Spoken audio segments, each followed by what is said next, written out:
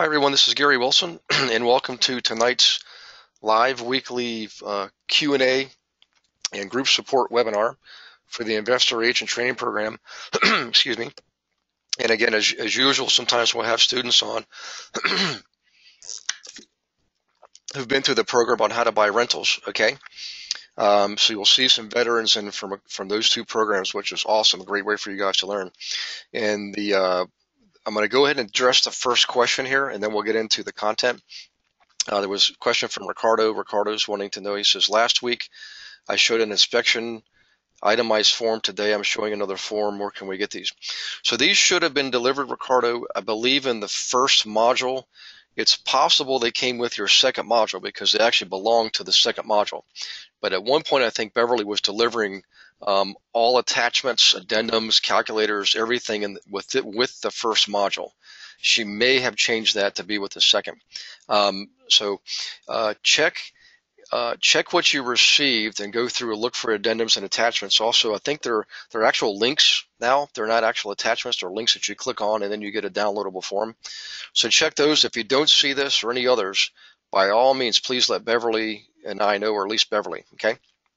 So in the case tonight, guys, what we're going to do is we're going to continue with what we were doing last week.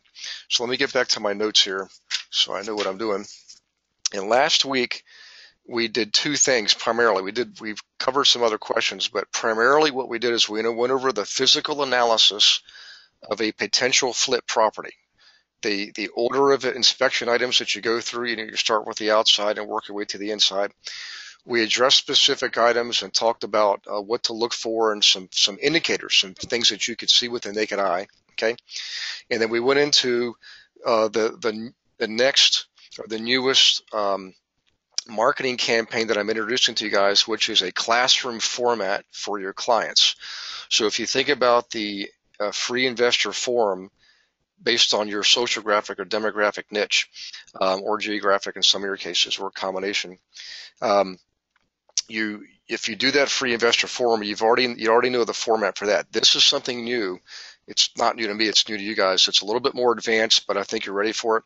So what you do is you start with the same basic format as an investor workshop, but this time you make it a classroom type setting and you actually provide some instruction.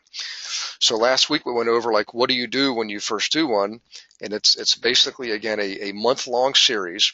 So week one you go into flips, week two you go into rentals, week three you go into wholesaling. And all those are done at nighttime, typically 7 o'clock, and whatever night of the week works best for you and your clients. The fourth one, however, typically is a roadshow. You go out on Saturday and line up some properties to look at, okay, whether they're flips or rentals or some combination thereof. And you have in the field training with these guys. And one of the most beautiful things is it really does enhance and solidify the relationship between you and your clients. It creates more loyalty. And quite frankly, you're going to develop more friendships this way. And it's just a wonderful way to instruct people, to serve them, of course, prosper yourselves. It's prosperity through service. So what happens is, on those days, a lot of times you actually will find yourself making offers on some of those properties. So you could get, I've had days where I've had as many as 4 transactions coming in at the same time. And I'll never forget, I'd close, typically 2/3 to 3/4 of them. So it is an awesome way to get some business going, okay?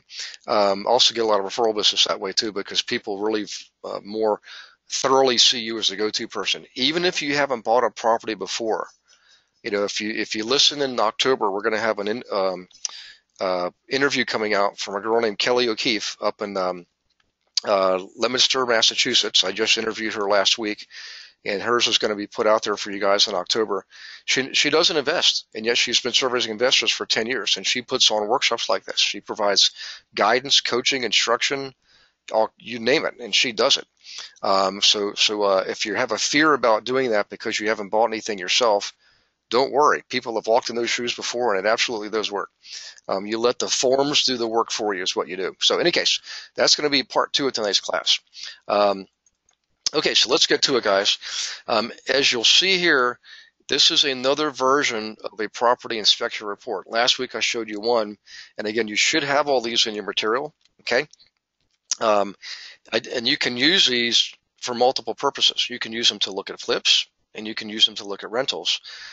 Typically, I'll pick, you know, two out of the three. Usually is what I'll do. I usually have a pecking order I go by, and so what I'll do is I'll use something like this, okay, property inspection report, and then I'm going to go back here in a minute. So don't worry that I'm going ahead here too much. Don't worry about that. I'll use this, and then I'll go to take all this information and plug it in this right here. And this is where I do all the real uh, math, where I'm adding things up. So up here, I'm taking notes, okay? I'm just taking raw notes. Down here, I'm plugging them in to figure out what are all these things going to cost me, and then add them up at the bottom. It's an awesome way to determine the scope of a project. And I can tell you guys, when I use this format, this methodology, I know it takes a little more time, but it's more thorough, okay, because it requires you to review your notes in addition to taking them. What happens is I'm able to get very, very close to my budgets. I mean, and this particular one right here actually was within $100 of my budget at project completion time. That's really awesome when you consider it was a $28,000 project. Okay, so let's go back here, and what I want to do here is just have you guys take a deep breath and imagine for a moment you're your client, you're your investor, okay, and you're taking yourself out, you're taking your client out to a rental property. Could be a duplex, could be a 3-unit, could be a 4-unit property. Okay, we always start at the top by identifying the property. Obviously, that makes sense. You know, property address, owner's name if you have it. You know, you typically won't get this information unless it's off the MLS, and then you can get it directly sometimes. Okay, if it is listed, you write all that information down too. Okay, if you can get information on loans, you want to write that down too if you can. And insurance. A lot of times, what I used to do, guys, is I would try to keep the same insurer on the property. It's a new policy because it's a new owner, but they already know the property, they're already insured. A lot of times I can figure out what the current premium is and see if I can keep that same premium, save myself some money. Okay, so you get that stuff first before you ever go out and look at the property. You go out there, you know what you're going to look at. You're looking at your final 6 properties, for example. So each time you pull up to a house, you fill this stuff in. If you pull up, and the reason you want to wait till you get to the house is if you pull up to the house only to find out that it's something disastrous has happened between the time you did the financial analysis on your computer looking at pictures um, and being physically at the property, don't fill anything out. Just drive right on by, because if you see a tree falling on a house, don't just move on. Okay. However, if it looks like you know what you anticipated based on the pictures you saw, and your financial analysis told you should be there, by all means continue. Um, all of these fees here, a lot of them you're just simply not going to have on rentals. You're never going to, I shouldn't say never. It would be highly unusual for you to need the services of an architect, okay, um, when you're buying a rental property, because generally you're not going to be doing much to it other than some perhaps rehab, you know, maybe some maintenance or repairs that have been deferred. But almost always you're not going to get into major remodeling projects on rentals. There's a time and place for that. There's an economy for that. And right now, what you should be looking for are turnkey properties, properties that are already up and running, they're already rented and showing a profit. And if they are, that means people like them, they're paying money for them to rent there. And so they typically will not need a lot of work like knocking walls down, okay? Um, all this other stuff again too, that's all gonna be factored in later on in your project. If you go forward with a purchase, you're gonna have to know what all of these dollar amounts are. So I would begin to fill them in if you have guesstimations on what they are. Okay. Um, in the case of rentals, again, I'm a huge proponent of cash and an opponent of debt. However, when you're buying turnkey rental properties, I'm not opposed to financing them. In fact, I encourage it in today's market because you can get such low interest rate loans. Okay. So fill all that stuff in as best you can. Do some projections because it's part of your overall cost of acquisition. Okay. Okay. So now this form, the way it's set up, it has you going into the interior first. I just want to emphasize one of the things I did last week was I instructed you to go to the outside of the property first, and I still advocate that. So even though this form has interior first, later on you'll see section, here's exterior right here, as a matter of fact, okay? I always do that first, so I don't want to repeat all of that, like the order of events, but let's just go through this nonetheless, and I'll see where there might be some differences when it comes to rentals as opposed to flips.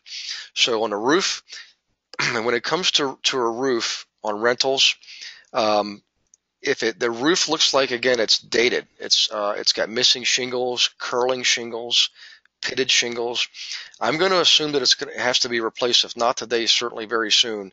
And I want to account for that in my offer. I want to make sure that I didn't pay retail for the property only to find out a year later I need a new roof. Okay, you shouldn't do that. You need to account for that cost as much as you can, as much as you know about at the time you purchased the property.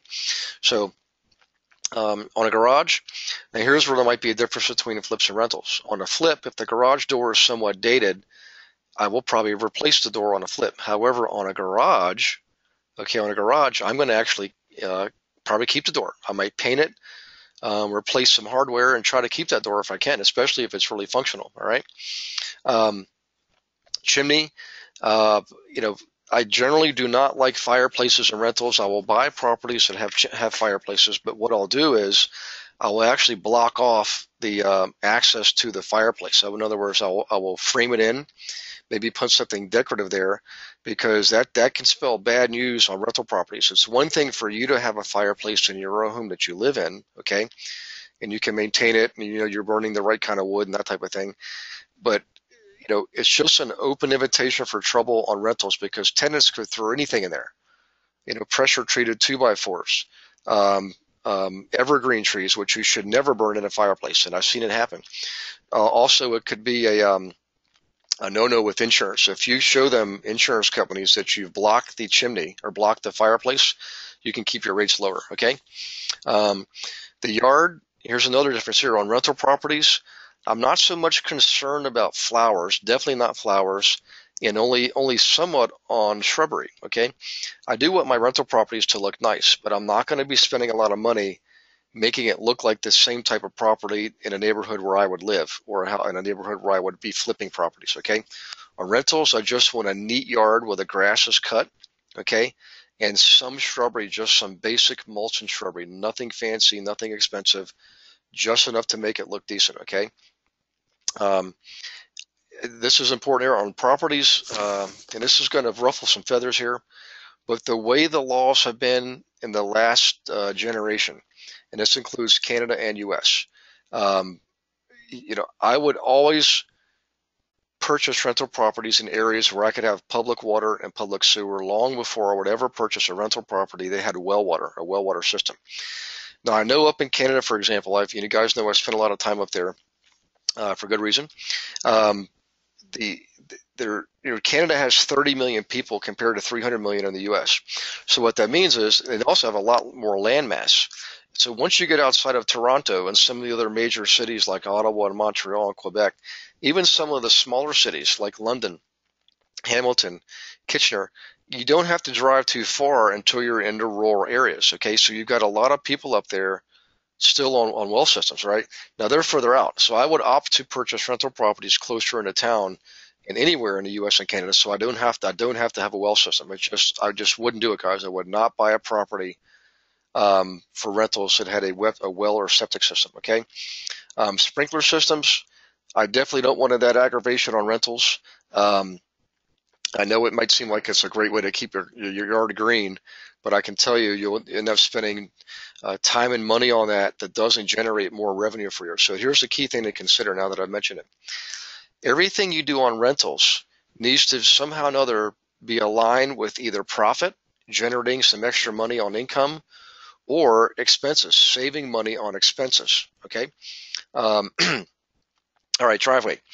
What I'm looking for on driveways is on rentals, I don't need it to be brand new. I just need it to be serviceable, okay? I will make repairs on driveways because putting it in your driveway can be quite expensive, but making a repair can be a fraction of the cost. You might have to replace a section of a slab or one whole slab. On a driveway, a 10 by 10 slab, could be $1,000, $2,000. It just depends on where you are in North America.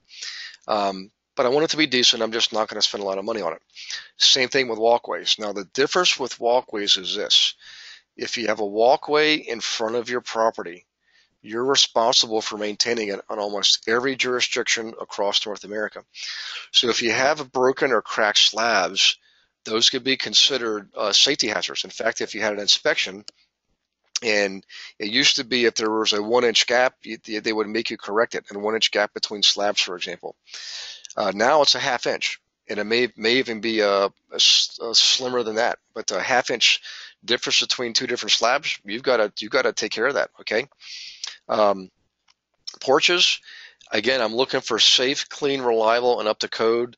I don't need, you know, uh, you know, like on patios, for example, I don't need earthstone or slate, any of that type of stuff. I just need good, solid, pressure treated lumber. Okay, that's in good repair. This is on rentals. Fences. Here's my feeling on fences. I don't like fences. Okay, if I buy a rental property and it has a fence that's in decent repair, I'll keep it there. But as soon as it needs to be maintained, I'm going to tear it out. Okay.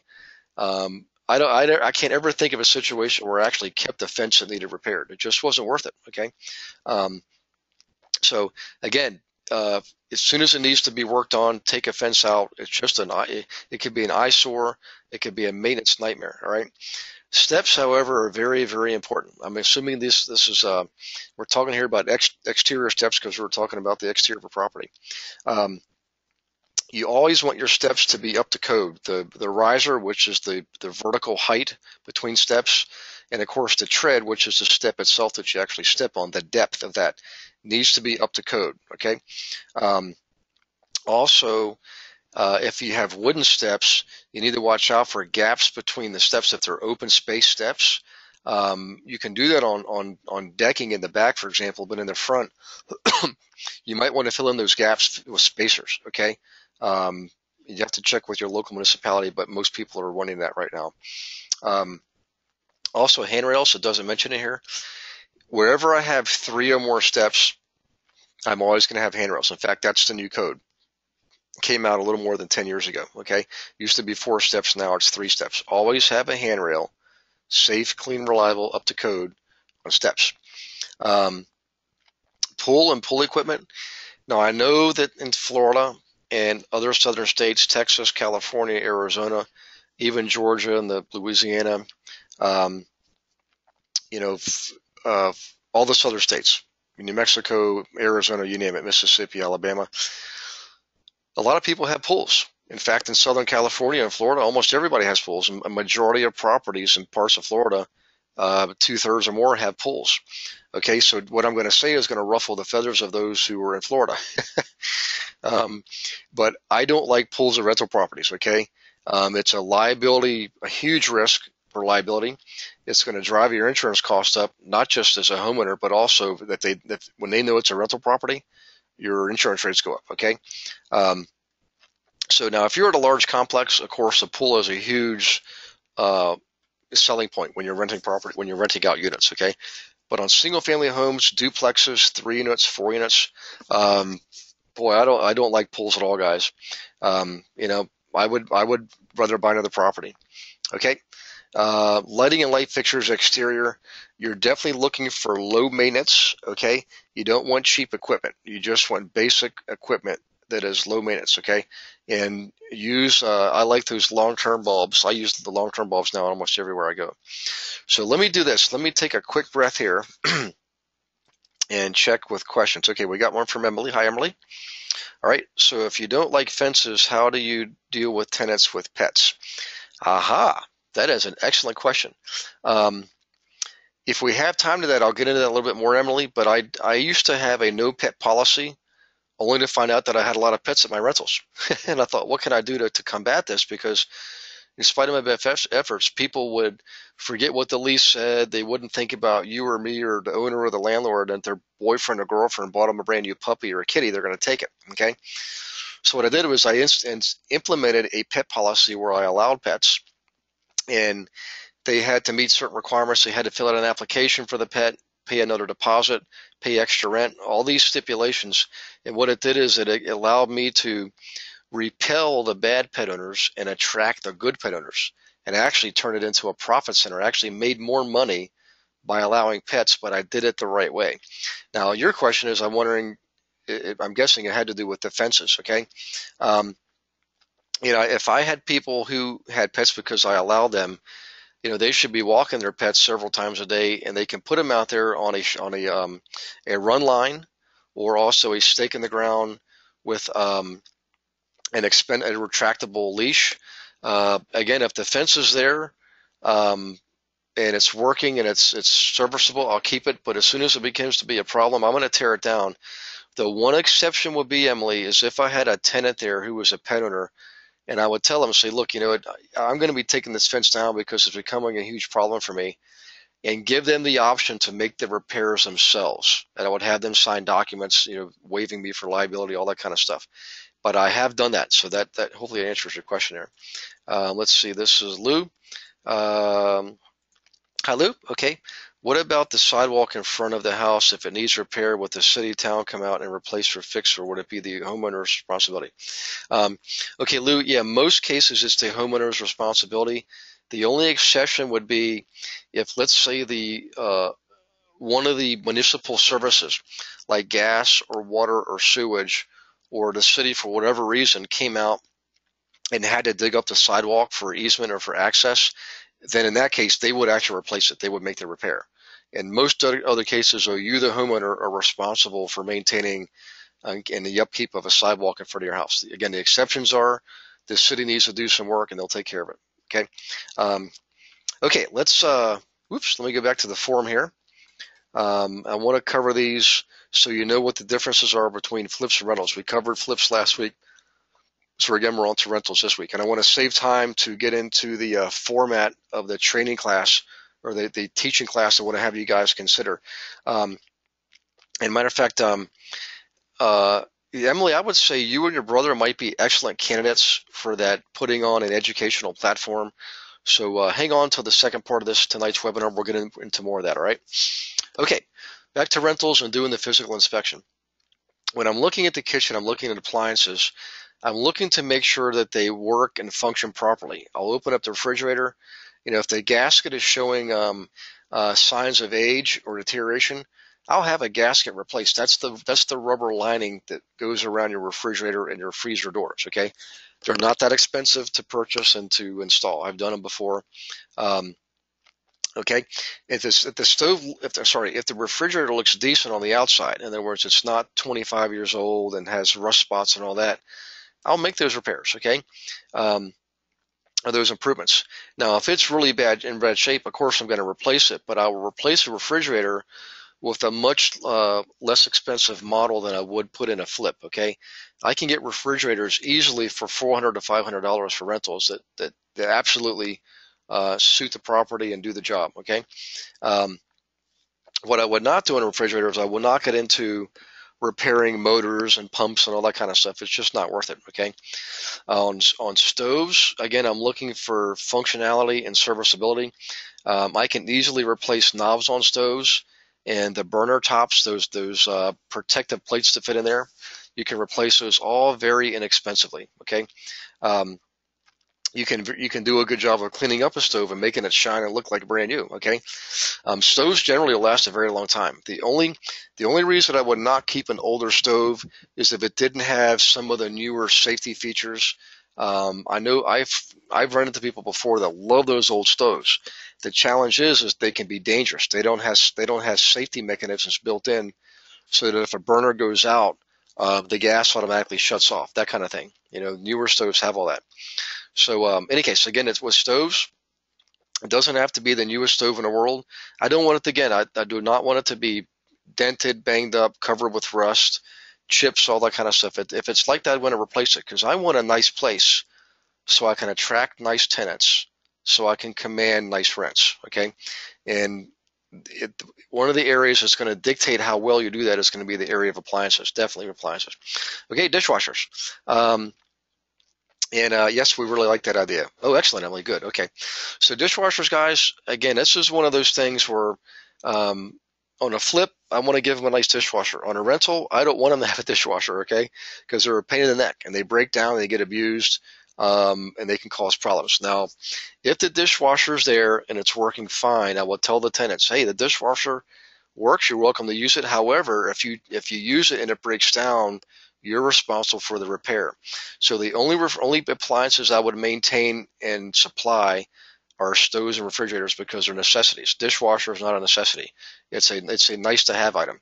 Now, if you're renting a higher end unit, let's say you're remodeling an old building that you have and you're upgrading it and you want to raise your rents, say from 800 to 1,000 a month, by all means, give them a dishwasher. Okay. Microwaves, I definitely don't supply those. On a very few occasions have I done that because the microwave was already there. If it's not there, I'm not going to supply one. On rentals, I definitely do not supply washers and dryers. Now, let me explain this.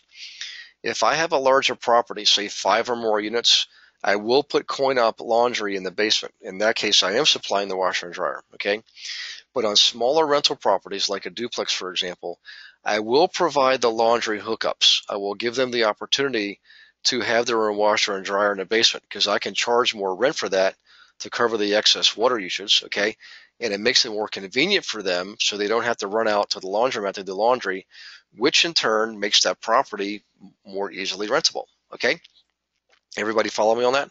So again, with washers and dryers, if they're there and they work because some other person left them, I'll keep them there. But as soon as they break down, I'll tell the tenant, hey, if you're using it and you want to keep using it and it doesn't work right now, it needs to be serviced. You have to service it yourself. And I put all that in the leases, guys. All that stuff is written in the leases. Okay.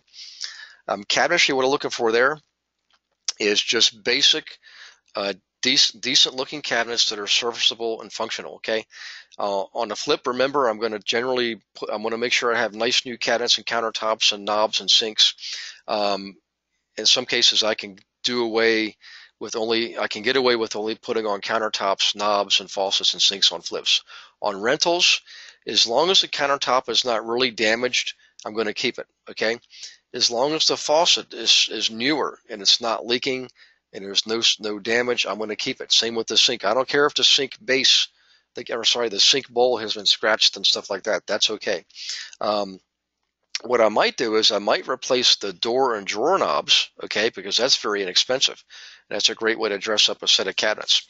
And if I did that and say replace the faucet for $50, that's not a bad deal. You got a nice looking faucet, nice knobs on the doors and drawer fronts, and it will uplift an entire set of cabinetry and countertops.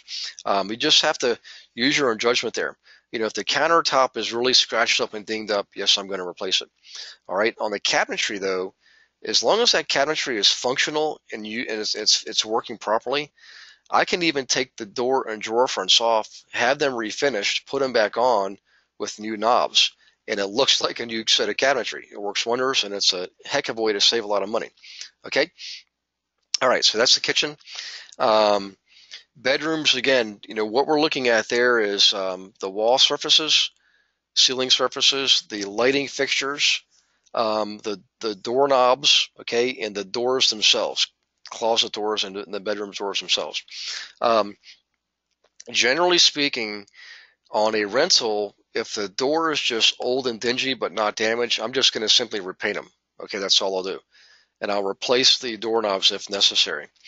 On the lighting fixtures, if they're there, again, if they're broken or damaged, I'm going to replace them. But if they're just simply dirty, I'm going to have them cleaned off. Just have a maid come in and clean off the ceiling fan blades, for example. Okay.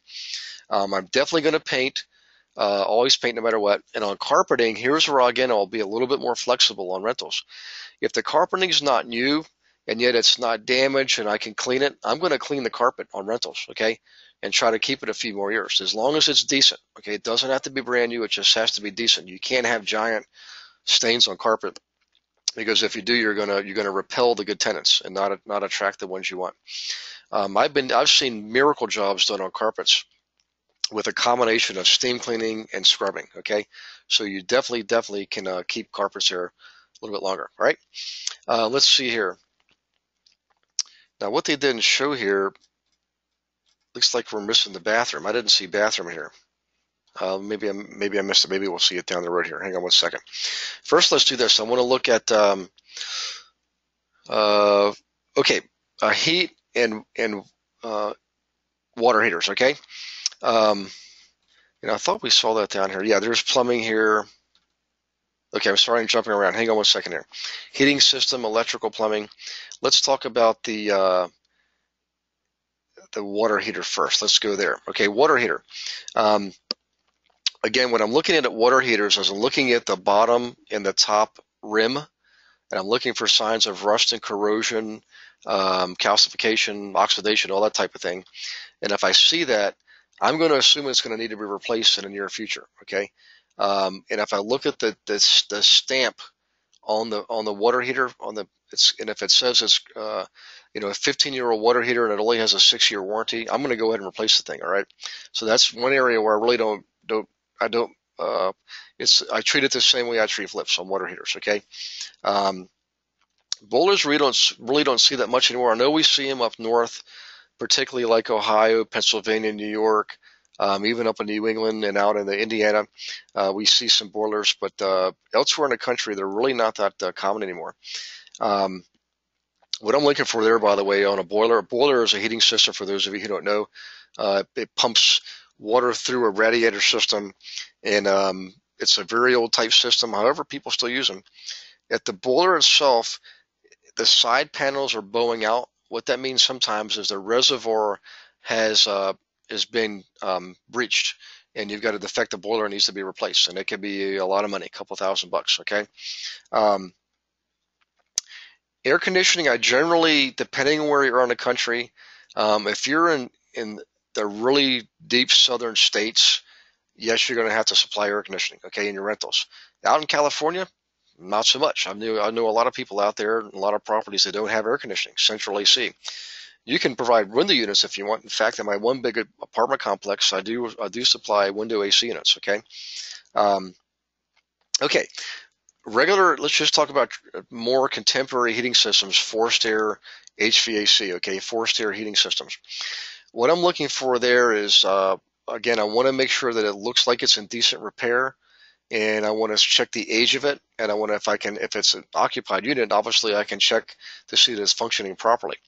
I'm also going to pull the front panel off and look at the filter. All right.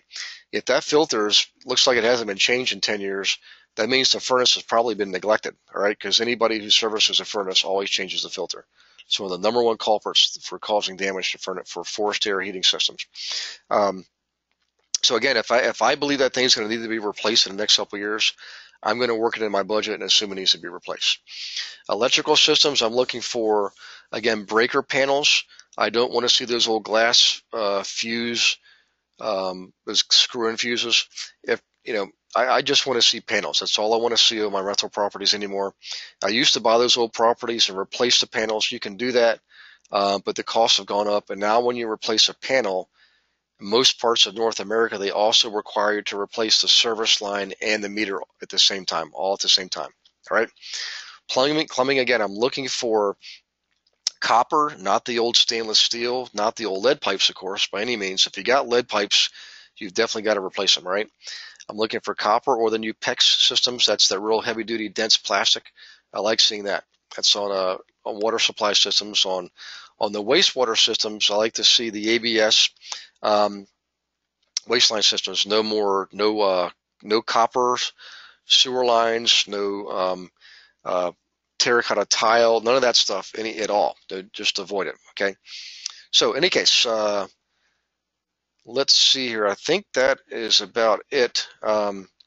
This gets into mortgages and liens. We're not going to cover that right now. And then you get into where you total everything up there. But you know what's interesting? Something happened to our bathroom section here. Unless I missed it, and I don't recall seeing it. So we have must be a part missing on this form. I don't know why it's not here. Oh wait, here's bathrooms. I'm sorry. Bingo. Bathroom 1 and bathroom 2. All right, on bathrooms. When I'm looking at a bathroom, I'm looking for serviceability and functionality, okay? And just decency in the way of appearance. What I don't want to see is an old sink where the hot and cold water come out of different spigots. That's a huge nuisance. And most tenants today don't want to see that. They want to see water coming out of one spigot, one faucet. You might have two different knobs, one for hot, one for cold, but water comes out of one faucet. Same thing in a tub.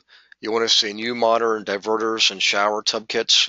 Um, if the tub and the shower enclosure are decent and I can recaulk them, I'm going to generally do that. I'm going to recaulk them and keep them. If, however, the surrounds are cracked or damaged, I'm going to absolutely replace it. Okay. On a toilet, again, you're looking for safety and up to code. The toilet needs to be a modern toilet, not the old jalopy that takes 5 gallons to flush. You're looking for a new modern toilet that you can flush with about 1.8 gallons. All right. Um, if it's wobbly, you want to check, grab it and try to shake it. If it's wobbly, it may need a new flange, or perhaps just a wax ring and needs to be rebolted. Those are simple repairs. In the sink, I'm going to look underneath, run the faucet, make sure it drains properly, doesn't back up, and look and make sure it has shut-off valves underneath there. Okay, that's the kind of stuff I'm looking for in a bathroom. And again, the wall and ceiling surfaces need to be repainted. And on the flooring, I'm generally going to put tile down. If it has a vinyl sheet flooring and it's in really good shape, I'll keep it. But if it's not, I'm going to replace it with tile. That even on a rental, that's what I'll do. Okay. Reason I put my money on flooring and rentals on the kitchens and bathrooms is I want it to be really damage proof as much as possible. Okay. All right. We just spent a lot of time on the physical analysis of a rental, so we got enough time to do this, the part B of this webinar tonight. But before I do, let me go into the questions here and see what I've got. Okay, let's see here. We talked about Lou's question. Here's another one from Dwayne. Hi, Dwayne. Okay, quick question. Ari, potential future repairs. Can an investor purchase a home warranty for a property in which they will not be residing? You absolutely can, Dwayne. And in fact, I've done this a number of times. When I sold rental properties, I had a home warranty in place at the time of the sale. Okay, and I've even encouraged clients to do the same thing because it's a great selling feature. So when you have a home warranty, home warranty on a property, a rental property, you have to read the fine print. Read the contract. Don't just read the brochure they're going to give you, Dwayne. Read the contract first before you sign it. Make sure you understand what's covered and what's not covered. Home warranty companies can be very particular about what they'll cover. If they can say that something has been abused or neglected, they in a lot of cases won't cover it, Dwayne. If it's just normal wear and tear, then they will cover something. But a lot of times they're gonna come out and say, look, this was abused, therefore we're not going to cover it. So you need to make sure your tenants are keeping up with the place and keeping it clean and not abusing your appliances, for example. But great way to get a little hedge your liability on expenses when it comes to maintaining a property. I've gone both ways with it myself personally. I've used them in certain cases and not used them in others. But absolutely good question. And the answer is yes. Okay. Yes. Okay. We're talking about repairs. All right. Okay. This is Dwayne again. Don't a vast majority of home buyers simply hire a home inspector? Yeah, that's a good question, Dwayne. Now, what I used to do in the beginning, I would hire an inspector to go through my properties, my potential purchases with me, but I actually paid him to educate me because I didn't want to keep paying for home inspectors who were filling out reports saying they suspect this and they suspect that, and we suggest you get an expert in plumbing or an expert in heating or expert in electricity to verify these things. It ended up costing me a lot more money. So I asked him, I said, well, what are the key things I'm looking at for each component of a property, each system in a property? And I learned that, okay? And then we learned over the years that a lot of investors also don't want to get a home inspection. They don't want to pay the money for it because they're comfortable looking at it, and they always err on the side of caution. If they look at a furnace and it looks like a jalopy, they're going to assume it's got to be replaced. Same thing with a water tank. Again, they can easily look at an electrical panel and see if it has new breakers versus the old glass fuses. And you go through literally with you can buy a tester, for example, on electrical, and plug into all your outlets and see if it has reverse polarity or make sure it's grounded. You can do all kinds of stuff yourself that only takes a few minutes and avoid the cost of an inspector. Now, having said that, I don't want to have people out there thinking, hey, I don't need a home inspector. If I ever go through a property and I'm sure about something, and it could result in a $5,000 or $10,000 swing on the purchase of the property, then yeah, I'll pay for an inspector, okay? But I might get somebody specifically for one component, like, hey, come look at this roof, or come look at this electrical system, or come look at the plumbing system, or come look at the HVAC system. All right, so I might pay a guy, because that guy won't charge me $400 or $500. That guy might only charge me 100 or 200 at the tops. So that's the answer, Dwayne, to what I do with inspections on these properties. All right. I'm comfortable looking at wall surfaces and flooring and all that kind of stuff, and windows and doors. I'm comfortable running faucets and checking for drainage and all that. I'm comfortable plugging in a simple tester in outlets, so I can do all that kind of stuff. So that's what I do. Good question, by the way. Okay, let's do this, guys. Let's switch gears and let's get into the format. The format of a class that you can put on for your investors. Now, real quick, let me just jump ahead here. So let's go back to what I was doing. We filled out this form here. All right, this is what we do at the physical inspection. Then we go forward and plug all the information in this form down here. That's how you use the two together. All right. So everybody should be okay on that process. We've done it twice now in 2 weeks, once for flips and once for rentals. Okay, let me get my switch my hats here and put on my investor workshop hat. Hang on one second. Okay, now let's say you're Emily and Dwayne, and you're going to put on this month-long 4-part series education platform for your investors. Okay, and part A, the very first part, or part 1, which is the first week, we covered last week, which is the one you want to put on for people who want to buy flips, who want to flip homes.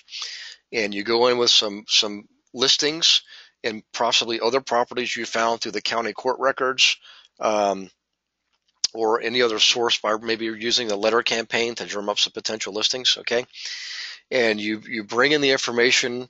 If they're listings on the MLS systems, it's easy because you can print off the full listing and even print off the photos. Okay, take them in there with your analysis forms already filled out, just for one set. Okay, remember, we do one set and you keep to yourself, and you give the blank forms to your students and give them the listings and have them fill out the forms as best they can on those listings, and you lead them and guide them by using your master sheet, your master form, which has already been pre-filled, filled in. Okay. Yes, you can hand it out too, but you really want to, I promise you guys, if you have them go through the exercise themselves and rely on their own intuition and instinct and asking themselves questions, let them benefit from all that learning from doing it from scratch. If you give them forms already filled in, they're just simply going to copy the information and really not going to learn as much. They're going to learn more by challenging themselves to be intuitive and ask the right questions. And at the classroom, what you're going to do is, first focus on the financials. Have them fill out the cash flow worksheet. In the case of rentals, again, this is for tonight. We're doing rentals tonight. Focus on the cash flow worksheets and fill those in based on the information you gave them or they have from the listings. Okay, the rents, the expenses. Have them do those sheets themselves. Okay. Then what you can do is, assuming you went out and actually saw some of these properties yourself, you then give them the rehab worksheets that we just went over, okay?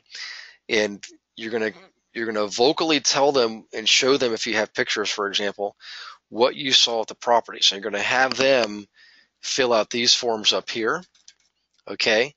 And then come down here and fill these forms in, all right? And it's going to take a while. The rental class is going to take a little bit longer than the flip class. It just is, because there's just more to it. It's not just buying a home that you're going to sell for profit. You're actually buying a home that becomes a business that you're going to be renting out, and you're going to have income and expense and profit and loss and asset and liability. All this stuff is a little more detailed on rentals than it is flips. In any case, so when you prepare for the flip class, you came in prepared with certain information, and you walk them through filling out those forms. Same format on the rental workshop. You're going to show up with these sheets here for the physical analysis, and also the cash flow worksheet. You guys should remember the cash flow worksheet. Let's just jump forward, and we will get to the cash flow worksheet because I know it's right up here. And there it is.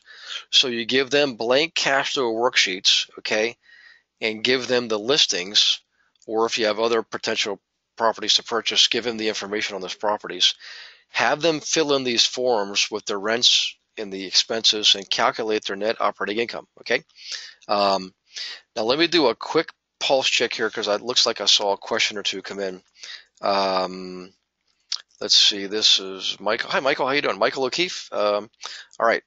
I have been looking at Meetup, and there are many real estate investment meetings in this area. How can we differentiate ourselves? Excellent question, Michael. Okay.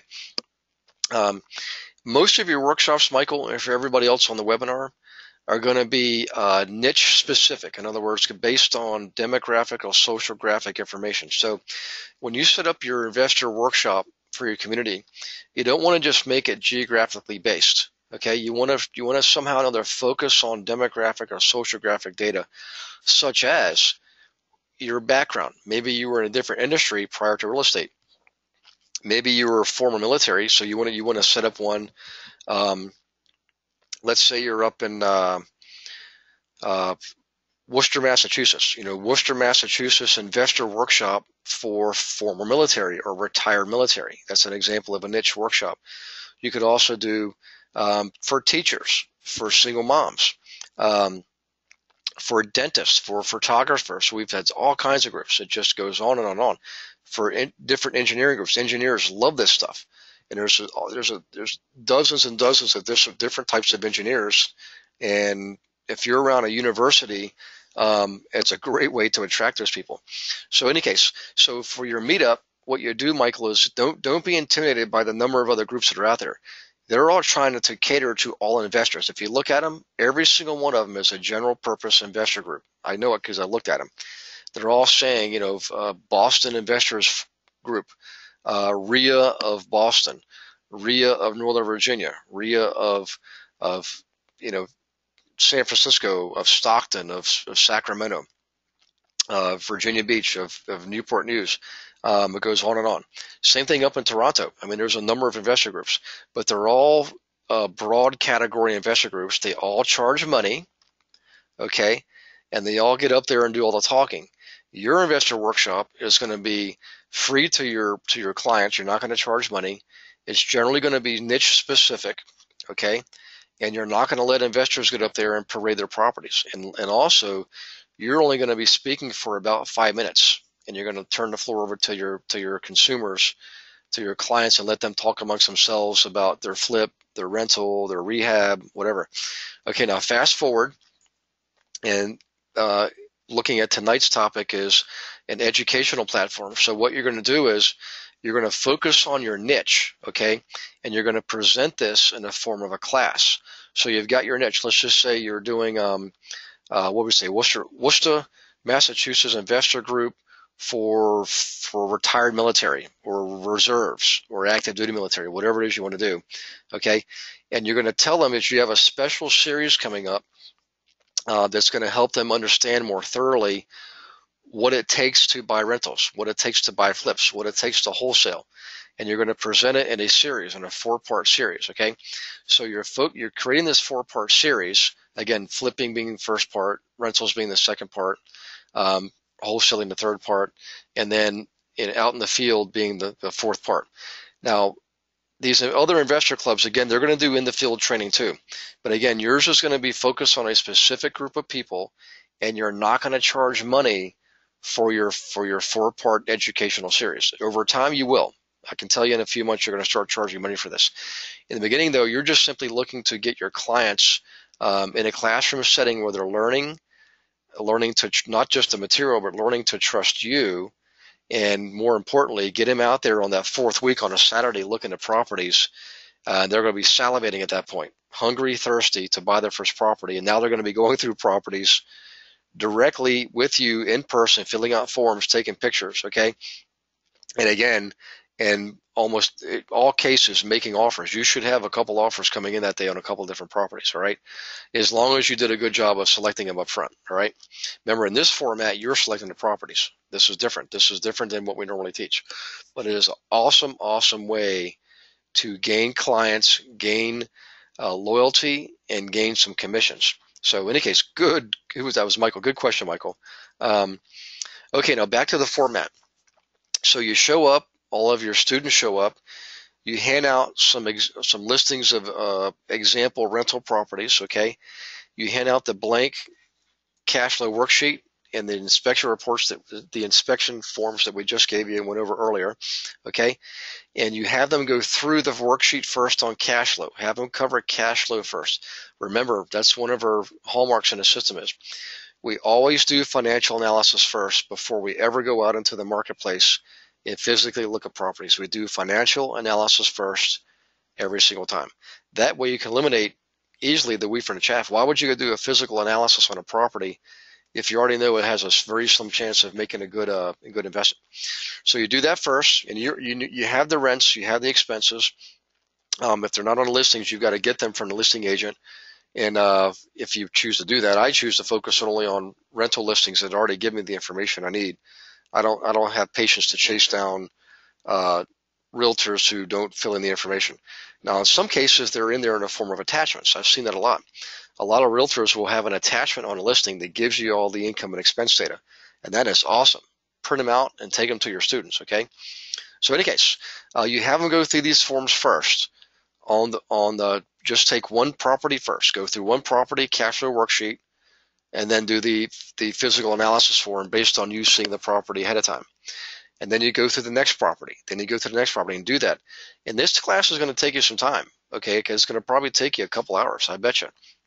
By the end of the night, you're going to have a lot of very interested, excited students who want to go see these properties, all right? Okay, now let's see. We got some questions here, so let's take a quick check here. This is from Pat Callahan. Hi, Pat. Okay. All right. Is there any conflict of interest if more than one client wants to purchase the same property when you go out in the field the fourth week? Nope. And Pat, I've had that happen before. In fact, that's a good thing. You're creating a sense of urgency. You're creating competition. You're creating almost like an auction environment. Okay. What you tell people is everybody submit their offers. You play no favorites. You'll submit them all, just like you would submit one, and may the best man win. Okay. And you might have to go through a round or two of negotiating, but remember, your goal is to sell the property. You're really not so concerned about which student buys the property, just as long as one of them buys it. Okay, you want one of your students getting this property. Okay, let's see. This is Margaret. Hi, Margaret. How you doing? Long time no see. Actually, it's been just a couple of weeks. And by the way, thank you, Margaret, for setting up the Facebook page for the Massachusetts Investor Agent Mastermind. By the way, I want to check up on some of the students at that mastermind we had a few weeks ago, and see if they've started their taking care of their takeaway. Okay, so Margaret's question: in this area, maybe 1 in 20 actually fill in the expenses or even the rents. So Margaret, what I would do is check in and see if they have attachments on those properties. If they don't, email them and say, look, you're prepared to write an offer on this property. However, you need to see income and expense data, because the reality is you're going to be potentially presenting this property to a number of students who are doing analysis on the properties and may eventually make an offer. So you're not blowing smoke. You know, you're trying to save you and your clients time, and also make sure this agent provides information now and not later, because they need to provide the information. If you actually go through with an offer, the lender's going to want to see the information. Everybody's going to want to see this information, all right? And I hate to see that. I know that's frustrating, Margaret, and I've seen it before a lot myself too. I actually was able to change the culture in 1 or 2 MLS areas, because when I put listings out there, I put all the data, all the income, all the expense, and what started happening was I started selling all the properties, because all the investors were coming to me and buying my listings because I gave them all the information. They thanked me for it. And then all of a sudden, all the sellers realize, hey, this guy's selling all the properties. I'm going to give him the listings. Okay, so you can actually do yourself a huge service by starting that trend yourself, starting it with buyers and eventually with the sellers. Okay, and by the way, that only took probably, I bet, just a little over a year before the tide started turning, and I started having other agents. And if you want, actually, I'll just tell you one for example, because he has 2 of his agents going through this training program. His name is Dustin Knopf. And Dustin Knopf paid me a huge compliment one time, not only because he sent 2 of his agents through my training program, But I noticed that his listings started looking like my listings, and he said, Gary, I hope you don't mind. I started copying your methodology, and I said, in fact, I'm not offended. I'm pleased because I wish other agents would do the same thing, and I'm flattered that you copied my methodology. So if you guys are on the webinar tonight and you're one of Dustin's agents, make sure you tell him I mentioned him in this webinar. Okay, he's an excellent realtor. He's an investor realtor. Does a heck of a business, and because he does this, that's a good example of Margaret of what I'm talking about. Okay, back to the class format. So you basically remember you're just the guide, you're the consultant, you're the classroom teacher in this format, and your clients out there at these tables are actually doing the work. They're filling in the cash flow sheets, they're filling in the inspection forms, okay, and they're doing all the work. You're simply guiding them, you're helping them through the process, okay? It's a great way to have them get conditioned to work with you on your terms, have them get conditioned to doing all the analysis so you're not doing all the analysis, because going forward, keep in mind, you're not going to be doing the analysis anymore. These guys from this day forward will do all the analysis. It is well worth the effort for Margaret and everybody else. Well worth the effort. I can promise you that. In fact, over time, boy, I can tell you, I had classrooms fill up with, probably an average of 20 to 30 people, 20 to 35 people every time I did one. All right. And I would get, every month I probably would get 4 to 5 to 6 transactions every month just from this one format. It's that powerful. Okay. Any case, that's pretty much it for the format, guys. So for Emily and Dwayne, if you guys want to pursue this as your first launch and you're comfortable doing it, by all means, you just let me know. I'll help you figure out that first launch using meetup.com. Making sure you got all your ducks in a row as far as preparing. And don't be surprised with your turnout. We've had people do this and had 20 people show up at their very first one. 20 people, guys. Okay. That is awesome. All right. Okay. That was it tonight for me, guys. We're exactly 8:04. So this may be one of those rare occasions where we kept it to an hour. But again, if you got questions, guys, get them out there. If not tonight, please put them in an email to me so I can follow up. And Lou, by the way, I owe you a phone call, Lou. So Lou, I'm going to call you tomorrow. I have a 2-hour drive up to Northern Virginia and back at the end of the day. I'm staying with my mom this week, hoping to care for her and everybody here in this house. So I'm back in the rural mountains of Virginia, and until Saturday when I drive up to London, Ontario. So in any case, I'll be here for the week. Going to watch a UVA football game Friday night. They play Boise State, a big-time college out in Idaho, of course. And have a great time with my folks and my brother. And then Saturday, it's back on the road. So in any case, yeah, wahoo! Thanks, Dwayne. So Lou, if it's okay, can I call you tomorrow, say between like 9 and 11, or in the afternoon between, say, 3 and 5? If you could let me know that in a text message, that would be wonderful. So, all right, guys, I hope you have a wonderful night and an awesome week. Remember, successful people take action, guys. I can't emphasize that enough. Just figure out what your very next best thing to do is for tomorrow. I know it's late tonight, but what can you do tomorrow? One thing, okay, to propel yourself forward and help you achieve the objectives you want to achieve. All right? All right, guys, hope you have a wonderful night, and God bless you all, and we'll see you next week. Again, next Tuesday night, actually. Okay, bye-bye.